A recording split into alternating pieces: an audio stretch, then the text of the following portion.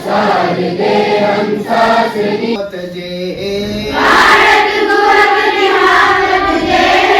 नागिनी भूमि लोटी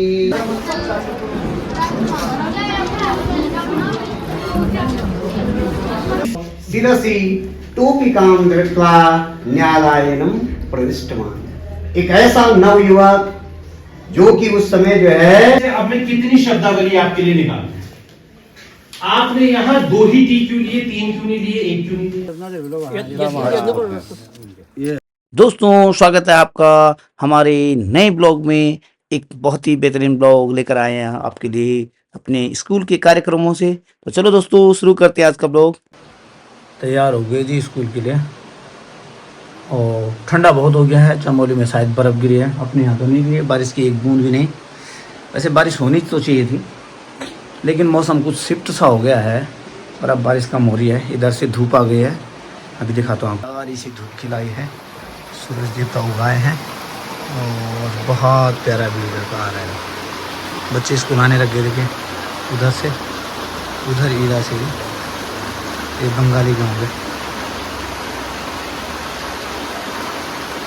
चलो देखते हैं आज इस कार्यक्रम करते हैं अच्छा सा। ये दिखा हमको न बल उठाने दो माँ सरस्वती वरदान दो। हमको न बल उठाने दो माँ सरस्वती वरदान दो। माँ शारदे हंसासनी वागीश वीणा वादनी। माँ शारदे हंसासनी वागीश वीणा वादनी। माँ शारदे हंसासनी वागीश वीणा वादनी। माँ शारदे हंसासनी वागीश वीणा वादनी। जमा कदम मंजिलों को ढूंढते हुए, इन दिलों में ये उमंग है ये जहां नया बसाएंगे। जिंदगी का दौर आज से दोस्तों को हम सिखाएंगे। फूल हम नया खिलाएंगे ताजगी को ढूंढते हुए। आ गए यहाँ जमा कदम बुरा रिवाज है आज देश में समाज में है तबाह आज आदमी लूट पाट के समाज में। हम समाज भी बनाएंगे आदमी को ढूंढते हुए। आ गए यहाँ जमा कदम मंजिलों को ढूंढते हुए। फिर न रो सके कोई दुल्हन जोर जुल्म का न हो निशा। मुस्कुरा उठे धरा गगन हम रचेंगे ऐसी दास्तां। हम वतन को यूं सजाएंगे। जय हो जय हो। या जी आ जाए, या जी आ जाए।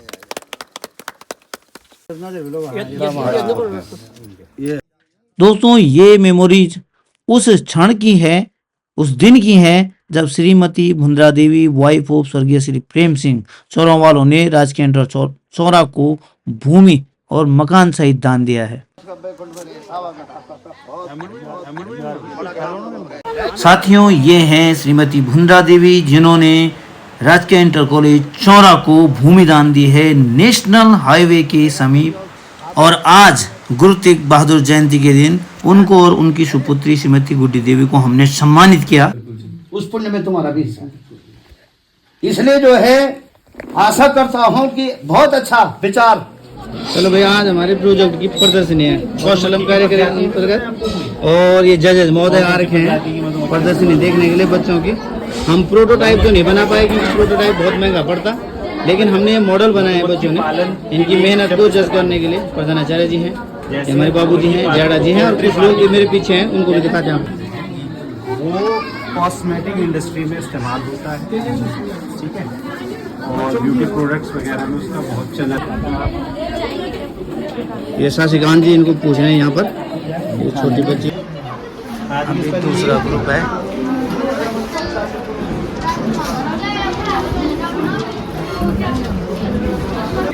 हैं जोर से बोल। कमियां बताई थी वो नोट कर रहा हूँ। ठीक है, उन कमियों को नोट करो और प्रोजेक्ट में दूर करिए उनको। इस ग्रुप में यहाँ सारिका नहीं है ना जी। अच्छा, प्रोजेक्ट है। क्या प्रोजेक्ट है तुम्हारा? हैं जल्दी बोलो। ढाबा ये बनाया है इन्होंने, इसका मॉडल, और इसमें कमियां रह गई बहुत सारी। तो जजेज ने इनको कुछ सलाह दिए हैं, सलाह मान लीजिए, उन्होंने लिख दिया है। और अब जजेज उधर चले गए हैं। ग्रुप कौन सा है तुम्हारा? 5 नंबर। नाम क्या रखा है? भागीरथी ग्रुप, बिंदेश्वर। अच्छा ठीक है, ठीक है। कौन सा ग्रुप है? हैं जोर से बोलो। अच्छा, ये तो भयंकर ग्रुप है भाई, तूफानी ग्रुप। और इनका सेब के व्यापार से संबंधित है, सेब का कामधेनु ग्रुप। कामधेनु ग्रुप गौशाला बना रखी है इन्होंने। क्या है तुम्हारा? हमारा सर दूध उत्पादन। दूध का उत्पादन करना है, डेयरी प्रोडक्ट ये बना रहे हैं, डेयरी है। और कितने दिन में प्रोजेक्ट तैयार हुआ लगभग? 1 हफ्ते में ये मॉडल तैयार हुआ। और उससे पहले हम कब से लगे हुए हैं इस पे? कितना टाइम हो गया होगा लगभग? लगातार लगे हुए थे ना, करीबन 2 पीरियड में। अब देखिए रिजल्ट ये है, जजेज ने इनको जज भी कर दिया है। अब क्या होगा ये आगे देखिए। लास्ट ये ग्रुप कौन सा है? अलकनंदा ग्रुप है। और इनका भी ये प्रोजेक्ट है, प्राकृतिक पर्यटन से संबंधित है। ग्रुप लीडर कौन है तुम्हारा? सचिन। अच्छा, काफी क्या क्या सामान लाए थे बताओ इसके लिए? कहाँ से लाए? क्या क्या लगा? हाँ और पत्थर, हाँ कलर, हाँ, मार्कर और पेंट। पेंट भी तो लगा है, गाड़ियाँ। ठीक है, चलिए बेस्ट ऑफ लक। आगे देखते हैं क्या क्या होता है। लास्ट ग्रुप बेचारे, और चलिए कोई बात नहीं, हार्ड लक। दोस्तों, राजकीय महाविद्यालय चौरा में कबड्डी प्रतियोगिता आयोजित हुई थी, उसके कुछ सीन हैं।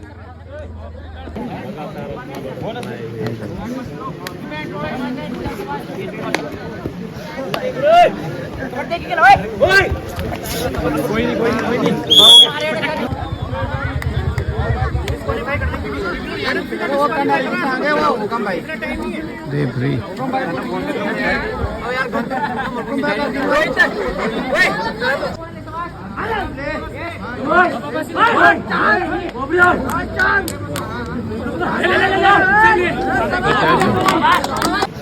दोस्तों, अब मैं आपको दिखाने वाला हूं अपने स्कूल में चलने वाली कुछ क्लासेस की झलकियां। पहले भी मैंने दिखाई थी और लोगों ने बहुत पसंद की थी। 26, 27, 28, 30।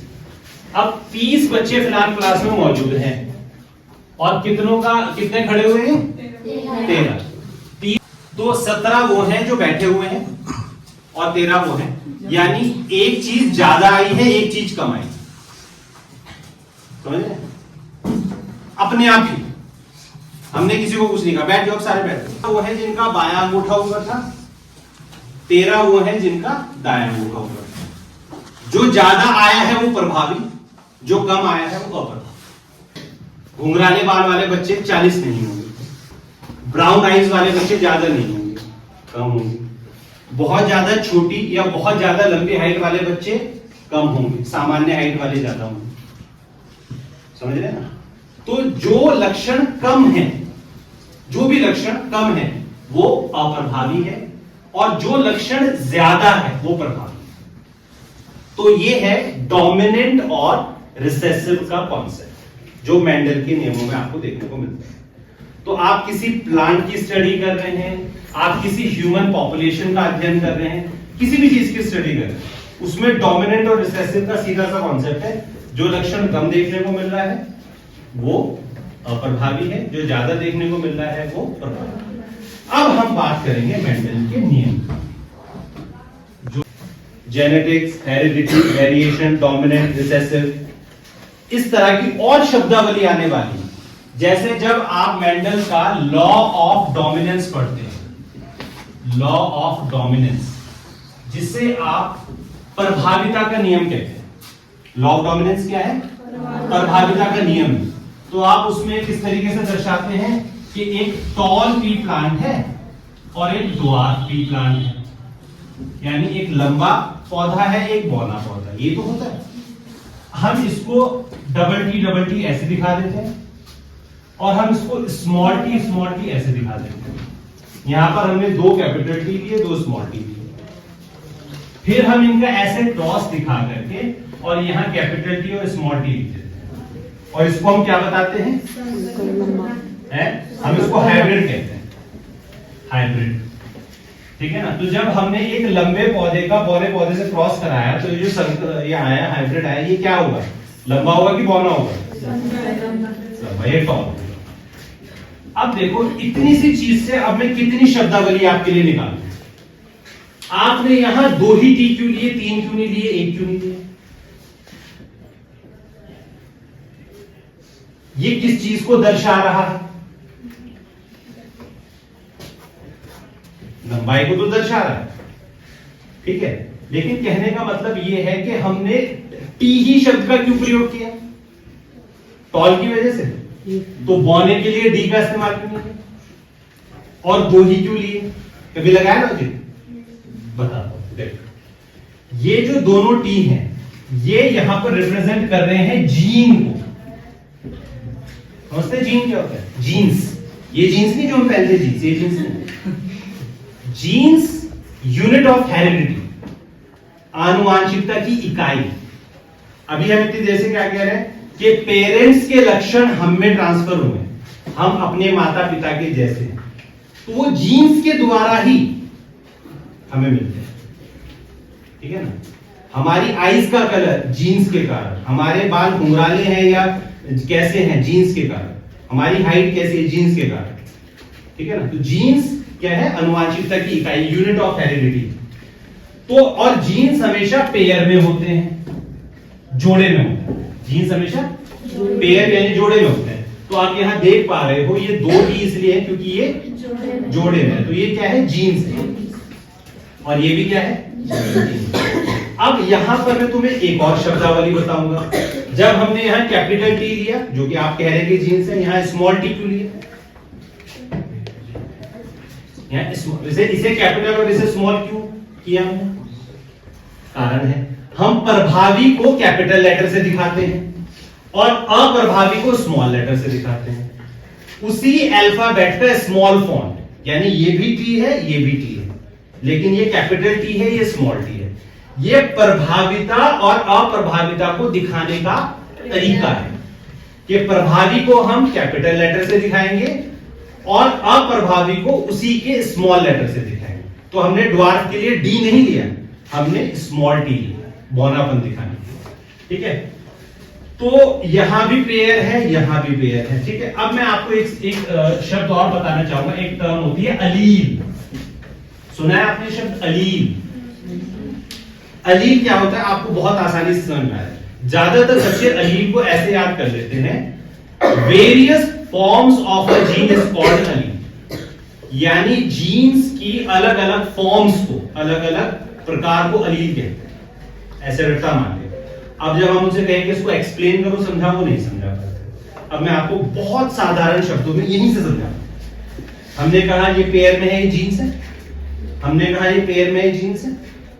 ठीक है। ये किस चीज का जीन है?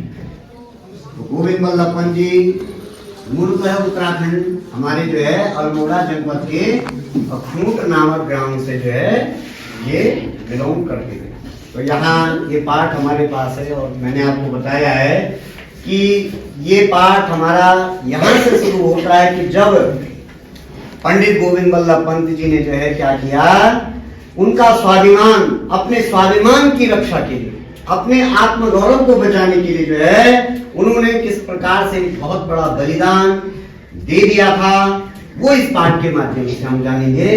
तो लिखा है कि एक नवयुवक अधिवक्ता शिरसि टोपिकां धृत्वा न्यायालयं प्रविष्टवान्। एक ऐसा नवयुवक जो कि उस समय जो है एक अधिवक्ता के रूप में, जिसने अधिवक्ता का पूरा जो है वेश, गणवेश पहना हुआ है और उसने अपने सिर पर हमारे उत्तराखंड की जो शान, बान और आन की जो एक ऐसी टोपी जो उन्होंने अपने सिर में धारण कर रखी है, उस टोपी को पहन करके वो नवयुवक, जब उस समय जब देश गुलामी की जंजीरों में था और उस समय जो अंग्रेज अधिकारी उस न्यायालय में जज बना करते थे, वहां जो है वो प्रविष्ट करते हैं अधिवक्ता के रूप में। और जैसे ही उन्होंने न्यायालय में प्रवेश किया तो आंग्ल न्यायाधीशो एतस्य नवयुवकस्य गौरवमयं भारतीयं वेशं दृष्ट्वा तम आदिष्टवान्। और जब अंग्रेज अधिकारी जो वहां पे जज हैं, उन्होंने जो है तुरंत जब पंडित गोविंद बल्लभ पंत जी को देखा कि ये तो जो है वकालत करने के लिए आए हैं, और यहाँ इन्होंने जो है अपनी जो वकील जो सिर पर इन्होंने जो टोपी लगाई है, सफेद टोपी, इसको देख करके उसे अच्छा नहीं लगा, और देखते ही उसने तम आदिष्टवान, उनको जो है आदेशित कर दिया। और क्या कहा, यतो टोपिकां विना न्यायालयं प्रविशतु अन्यथा बहिर्गच्छतु। या तो आप जो है इस टोपी को उतार करके आइए, और अन्यथा यदि आप टोपी पहनकर ही वकालत करना चाहते हैं तो ऐसा बिल्कुल नहीं होगा, और आप तुरंत जो है न्यायालय से बाहर चले जाए। सोचिए आप जो है अंग्रेज अधिकारी जो है इस बात को बोल रहे हैं। अंग्रेज जो जज है, जूरी जब उस समय बैठती थी, और उन्होंने जो है गोविंद बल्लभ पंत जी से ये शब्द कहे, तो उस युवक का आत्मविश्वास, उसका आत्मगौरव, उसका स्वाभिमान देखिए, और कल्पना कीजिए कि क्या कह रहे हैं। बोले सौ नवयुवक आंग्ल न्यायाधीशस्य समक्षम अवदत्। उन्होंने तुरंत उसे अंग्रेज अधिकारी के सामने क्या कहा, अहम न्यायालयं त्यक्तुं समर्थः। मैं इस न्यायालय को त्यागने में जो है समर्थ हूं, मैं न्यायालय को त्याग सकता हूं, लेकिन स्वटोपिकां न निष्कासयिष्यामि, मैं अपनी टोपी को बिल्कुल भी नहीं त्यागूंगा, मैं अपनी टोपी को बिल्कुल छोड़ने वाला नहीं हूं। और यतो ही एषः मम आत्मगौरवस्य विषयः अस्ति, ये मेरे आत्मगौरव का विषय है, ये मेरी पहचान है, ये मेरी परंपरा है, ये मेरे संस्कार हैं, ये मेरी जो है ये मेरे रिवाजों में आता है। मैं इस टोपी, ये मेरी शान है, ये मेरी टोपी, इसको मैं किसी भी हालत में छोड़ने वाला नहीं हूं। और जब एक अंग्रेज अधिकारी के सामने सोचिए उस समय की बात, जो कहती बल की बेनी, जो हुए है लांबी जोटी, कारत गुहत निहावत जे, नागिन सी भूई लोटी, पांचो दूध पियावत पच पची, देती न माखन रोटी, सूर चिरजीवो दो भैया, हरिहरधर की जोटी, मैया कबही बढ़ेगी चोटी, मैया कबही बढ़ेगी चोटी। देखिए इसमें हमने पढ़ा था कि भगवान कृष्ण जो हैं अपनी मैया से कह रहे हैं, छोटे नन्हे से, और कान्हा जो है बिल्कुल छोटे हैं, और बार बार माँ से अपनी चोटी दिखाते हैं और कहते हैं मैया मेरी ये चोटी कब बढ़ेगी। बलराम भैया की चोटी तो बहुत बड़ी होगी, लेकिन मेरी चोटी क्या है, अभी छोटी है, इसलिए बार बार जो है तो कहते हैं देखिए कितनी बार वही दूध पिया, कई बार तुमने मेरे को दूध पिला दिया है, और कई बार जो है कई बार मुझे नहलाती हो, बार बार मेरे चोटी को गूंथती हो, लेकिन फिर भी मेरी चोटी छोटी है। ये छोटी का कारण क्या है? फिर मैया से पूछते हैं कि मैया मुझे कैसी चोटी चाहिए? भुई मानी जमीन, समझ गढ़वाली में भी है भुई, भुइया बोलते ना, भुइया रख दो। तो यही शब्द है यहाँ पर कि देखिए बोला नागिन सी भुई लोटी, मानी मेरी चोटी बोला इतनी लंबी होनी चाहिए आगे से मैं चलो, और वो नागिन जैसे जो है, जैसे नागिन चलती है भूमि में, ऐसे मेरी चोटी चलती रहे। इसलिए कान्हा जो है आज बार बार माँ से जो है जिद कर रहे हैं कि हे माँ, मैया कब ही बढ़ेगी चोटी। बोला हे मैया, मेरी ये जो चोटी है ये कब बढ़ेगी। फिर कहा देखी कि कांचो दूध पिवावत पची पची।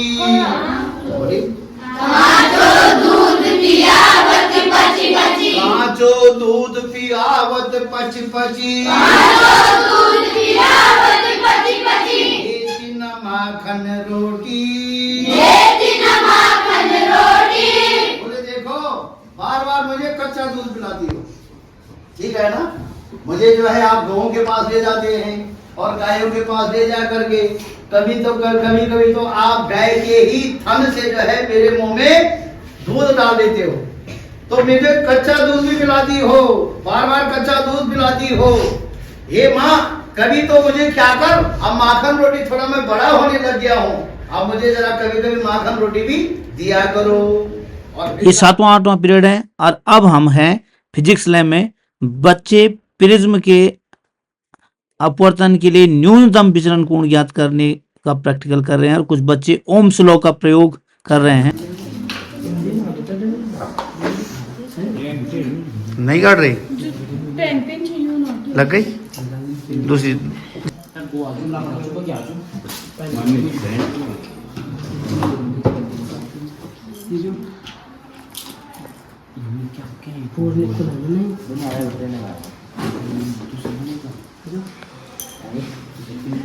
Ohm's law practical. हमारे पास अमीटर वोल्टमीटर है, लेकिन हमारे पास लैग्रांज सेल नहीं है और हमारे पास रियोस्टेट नहीं है, परिवर्ती प्रतिरोध। तो हमने क्या जुगाड़ किया है, प्रतिरोध वायर यहाँ पैरेलल में लगाई दिया, जो लगता है अमीटर है। उसके बाद हमने ये लंबे वायर का इस्तेमाल कर रहे हैं। यहाँ टच करेंगे तो ज़्यादा प्रतिरोध लगेगा, यहाँ टच करेंगे वेरिएबल प्रतिरोध की भांति इस तार को इस्तेमाल करेंगे। उसके बाद लैग्रांज सेल की जगह हमारे पास एक ड्राई बैटरी है 9 वोल्ट की, तो इससे जुगाड़ से हम लोग एक प्रैक्टिकल करने जा रहे हैं ओम्स लॉ। देखो यहाँ पे बड़ा तार लगा सर, इधर देखो सर। 0.9 वोल्ट छोड़ना है, वो वीडियो बनाना, वो तार लाने थे यार, प्रतिरोध तार जरा लंबा चाहिए। कहाँ से लाए? ये वाला उसके अंदर होगा, जरा लंबा कर दो। हाँ ठीक हो गया। क्या? तो इधर आ जा, 9